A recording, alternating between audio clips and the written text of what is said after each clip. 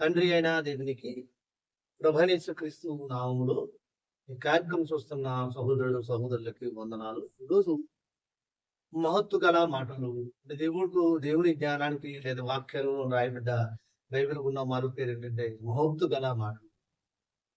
మనిషి మాటలు ఎంత శక్తివంతమైనవో, మాటల్లో ఎంత పవర్ ఉందంటున్నామో, శక్తి ఉందంటున్నామో, దానికన్నా గొప్పమైన దేవుని యొక్క మాటలు, దేవుని యొక్క వాక్యము చేత ఈ సృష్టి కలిగింది. ఆ సృష్టి కలిగి చేసిన దేవుని యొక్క మహత్తు గల మాటలు ఎంత గొప్ప. కొన్ని విషయాలు మనం బైబిల్లో ఆలోచిస్తే ఈ మహత్తు గల మాటల నుంచి మనం బైబిల్లో రాయబడ్డ అపోస్తుడైన పౌలు ఎబ్రీయులకు రాసిన పత్రిక 2వ అధ్యాయంలో ఒక మాట మనకి కనపడ్డది.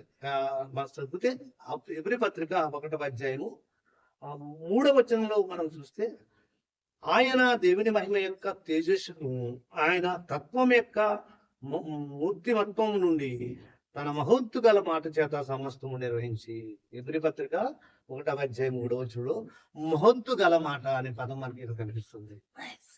మనిషి మాటలు తోటాలుగా పెళ్ళి మనిషిని ప్రభావం చేస్తున్న ఈ పరిస్థితుల్లో మనిషి మాటలు అంటే ఎంత జీర్ణించుకుంటున్నామో, జీర్ణించుకోలేక అనేక మంది భయంకర పరిస్థితులు ఉన్న ఈ రోజుల్లో ఈ మనిషి మాటలు కన్నా గొప్పమైన దేవుని మాటలు అట్లా పేరు పెట్టాడు, మహత్తు గల మాటలు. మనిషి మాటలు ఎంత చూపిస్తున్నంత ఆసక్తి, శ్రద్ధ, ఆరాట పోరాటం దేవుని మాటలు అన్నప్పటికీ మామూలు మాటలుగా, సర్వసాధారణమైన మాటలుగా మారిపోయింది.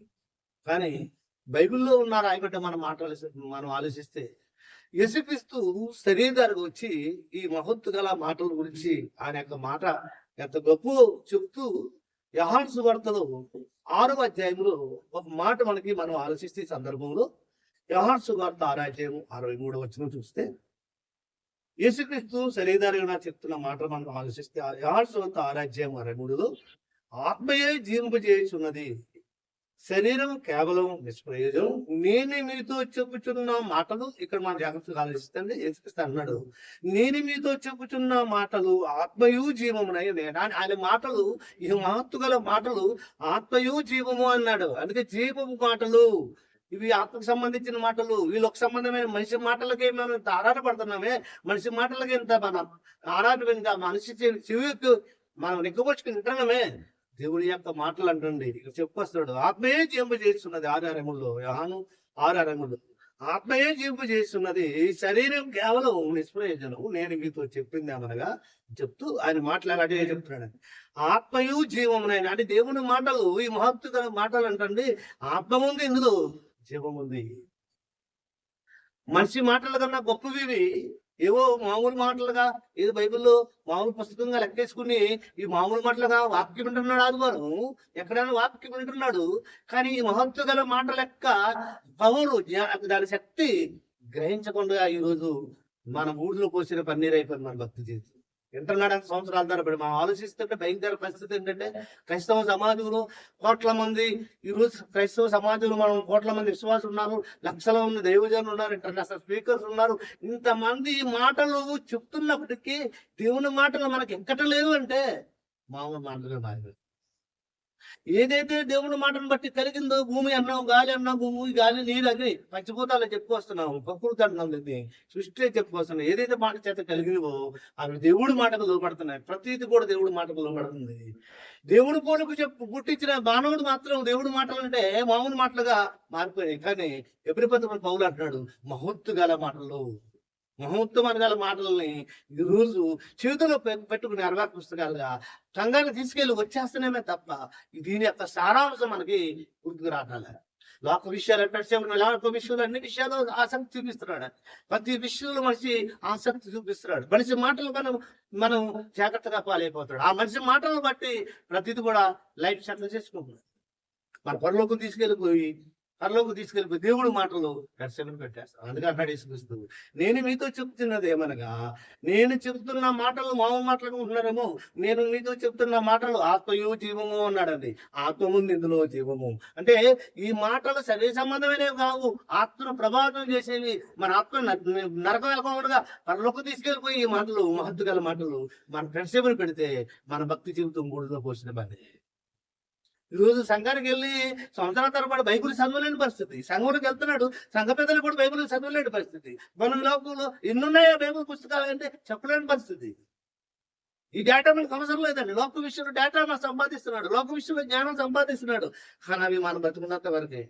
ఏదైనా ఈ లోకంలో మనకి ఏదైతే కనపడుతుందో, ఏదైతే శాశ్వతం మనం అనుకుంటున్నామో అది శాశ్వతమే కాదు, అవి మన బతుకున్నంత వరకే. కానీ పరలోకం తీసుకెళ్ళిపోయే మాటలు, ఈ విషయాలు 66 పుస్తకాలు ఇందులో మహత్తుగాల మాటలు. ఆదిగా నుండి ప్రకటన అంత వరకు, పాతాళ మందులో 39 పుస్తకాలు, కొత్త మందులో 27 పుస్తకాలు. ఆ పేర్లే తెలియకోకుండా సంఘానికి వెళ్ళి వచ్చేస్తాను. మనం ఆరాధనకి వెళ్ళి వచ్చేసాము, నేను ఆరాధనకి వెళ్ళి వచ్చాము అంటున్నాము తప్ప ఏం మాటలు చెప్పాడు తెలియని పరిస్థితులు ఈ రోజు క్రైస్తవ్యం ఉంది. కాదంటారా? ఎవరైతే ఈ మాటలు వింటున్నారో మీరే ఒకసారి గుణమిచ్చి ఆలోచించండి. సంవత్సరాల తరబడి వింటున్నాం మనం ఆ బైబిల్.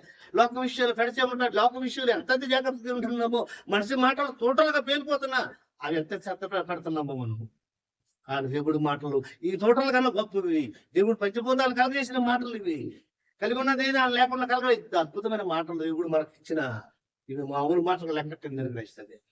అని ఇక్కడ అన్నాడు యేసుక్రీస్తు. నేను చెప్తున్న మాటలు ఆత్మయు జీవమైనవి, మామూలు మాటలు కాదు. ఇందులో ఆత్మ ఉంది, జీవం ఉంది. కానీ ఈ మాటలు వింటున్నాడే తప్ప ఆ మాటలు మన హృదయంలో ఉండలేదు. కానీ గుర్తుకు రావటం లేదు. రెఫరెన్స్ కనీసం చదువునా కూడా మనకి గుర్తు రాని పరిస్థితి.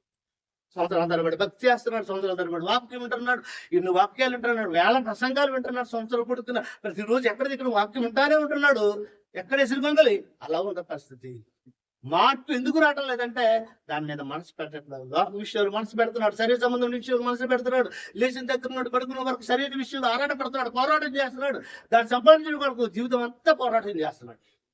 పరలోకం తీసుకెళ్ళిపోయి నిత్య జీవపు మాటలు, మహత్తుగల మాటలు, శాశ్వతమైన మాటలు పెడచెవిని పెడితే మనం వెళ్ళేది నిత్య నరకానికి. కాబట్టి ఈ మాటలు వింటున్న ప్రతి ఒక్కరు గ్రహించండి, శాశ్వతమైంది. తను నిత్య జీవం తీసుకెళ్ళిపోయి దేవుడి మాటలు మనం నిర్లక్ష్యం చేయకుండా ఆ మాటల ప్రకారంగా మనం జీవిస్తే మన జీవిత ధన్యం. దేవుడు ఈ మాటలు దీవించడు గాక.